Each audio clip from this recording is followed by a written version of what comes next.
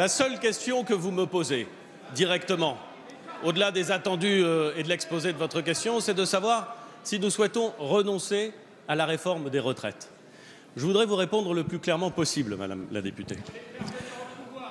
Le gouvernement a été nommé par le président de la République pour mettre en œuvre le programme sur lequel le président de la République s'est engagé et sur lequel, Madame Le Pen, vous le savez, il a été élu.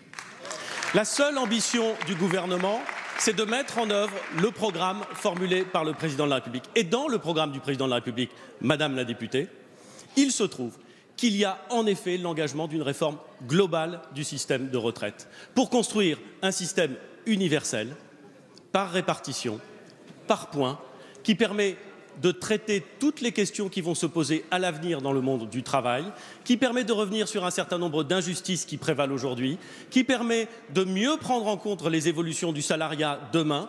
Bref, une réforme, je le reconnais, extrêmement ambitieuse.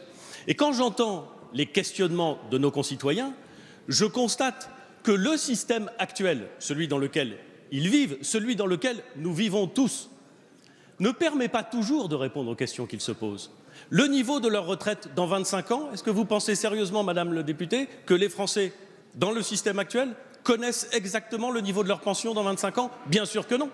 Est-ce que vous pensez vraiment qu'ils ont une idée claire de la retraite dont ils vont pouvoir bénéficier lorsque, au cours d'une carrière, ils changent 2, 3, 4, 5 fois de régime de retraite?